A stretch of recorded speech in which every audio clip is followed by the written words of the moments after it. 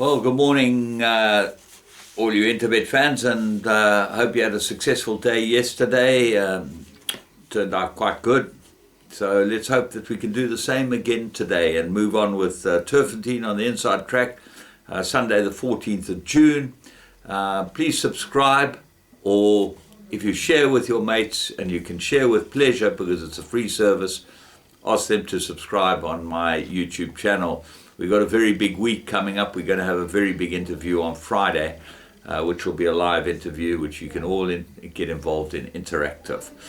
Sunday, 14th of June, as I said, 20 pentometer, which means it's pretty firm, the going, and we're on the inside track, 8-meter spur. And we kick off with race 1, which is a maiden plate. They go 1,450 meters. You've got to look at Dogliotto as the right horse. Lyle Hewitson rides this one for the Dawson Yard, and I would think that he should be able to win this. On all collateral form, he seems to have them stone cold. Fast Draw would have a big chance in this race, and he's big price, 12-1 with Striker on. But, you know, as Laf says, Striker would rather hug a leper than hug the rail. And he's certainly drawn wide here, 13, so he's got no chance of getting near the rail unless he goes to the front, which you wouldn't be surprised if he did. The favourites, Regent, it's the first time of Mike de Cox with Callum Murray aboard. Have a close look at that. And also Paul Peters' runner with Gavin Larena aboard, Euro Cent. Got to be had a look at before one gets involved. Race 2, maiden plate fillies and mares, 1,450 metres. And I like Integrity strongly here. It is 7-10. Does look like the right one. Big improvement. Drawn a bit wide. That's not in its favour. Nazareth's got good form. 8-1 might be better to take the each-way chance with Nazareth. Kokeshi, I think this will improve. Callum Murray rides it. So Diego de Gavaz on the 7-10 shot for the Mike de Cock yard. And Callum Murray rides Kokeshi. They look like the 4 main protagonists. Race 3. This is the maiden plate, fillies and mares, 1,450. Peace on the Rocks gets another chance. Now, she's by Ideal World, this filly.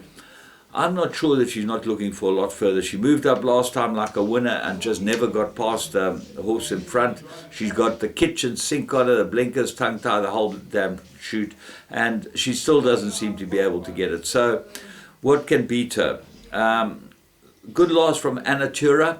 Lyle Hewitson rides us for St. John Gray. Got to be a chance. New Bell, Izzy Cloth, I would put into your play. And Making a Scene, well bred, but it's having its first start. But those 5 look to have it pretty well covered as far as this race is concerned. Very difficult to go against Peace on the Rocks, but 8-10 is too skinny for me. She seems to get beaten too often. Race 4, maiden plate, Colts and Geldings, 2,000 metres. I'm making an absolute 2-cornered contest. G.I. Joe, Shumanga Kamala for Alec Laird. He got beaten by Al Ragnar last time out and murdered by him. There's a whole lot of them that ran behind Al Ragnar. Ideal Man, Cool Bicol, Afrod and Bush Fever all ran behind Cool Bicol, behind Al Ragnar, and none of them got as close as G.I. Joe. So I've got to be with him, but he seems to be another one that likes to turn it up. It doesn't get on with it at the finish. So I'm going to go with Barak, number 12. I think he might be the right horse. Sherman Brown gets aboard him. Look for big run from him. He'll improve nicely from his last start. Race 5. This is a 2,000 meter, and it's a classified stakes. Another one of these murderous classified stakes where the handicapper doesn't have to do any work. All he does is just puts him in a bracket. So all those 68 to 72s all get a certain weight. That's nonsense. There's no such thing, because handicapping is about handicapping. So, what can win it? Gentleman's Wager got cracking good form. Stately Home, outstanding form as well, St. John Gray and Lyle Hewitson. Sammy Musa, look for improvement from this one. Another one of St. John Gray's runners. Ideal Cuts got some form. And then the 2 reserve runners, Langsberg Blue and Rash My Passion. I think Langsberg Blue might be the big sneaker here. I'd have a nice each way on this horse. I think he'll run well. Gavin Larena gets a leg up, 20-1, big price about him. Race 6, 2,600 or 2,800. It's a bit dark in here. Middle stakes. Anything can win this. Al Ragnar's just won a maiden, and you saw who won. The form will show earlier on in the card. But Gold Griffin's well in at the weights. with a claim. He's not well in at the weights, but the claim makes him well in at the weights. The Village Deep there or thereabouts. Major Returns better than his form. The Bosbok got a chance. Odd Rob got a very good form. There are a lot of horses in here with a chance that I'm going to go the field. I'm not even going to mess around. There a whole lot go in. Race 7, Alliance Plate, 1600 meters.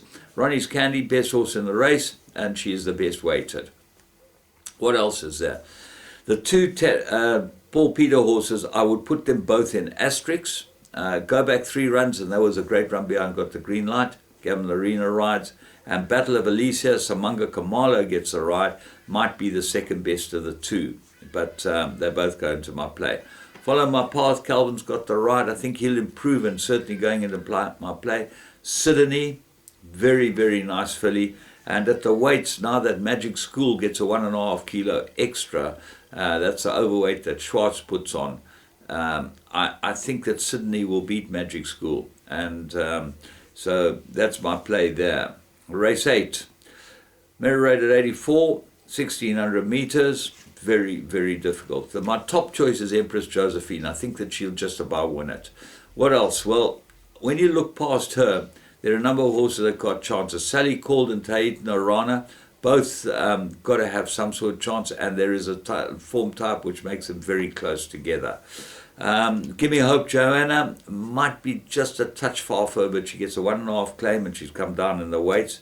Flaming Duchess, Mike de Kock's other one, gets Marco van Rensburg. Quite interesting to see that he ends up riding that one.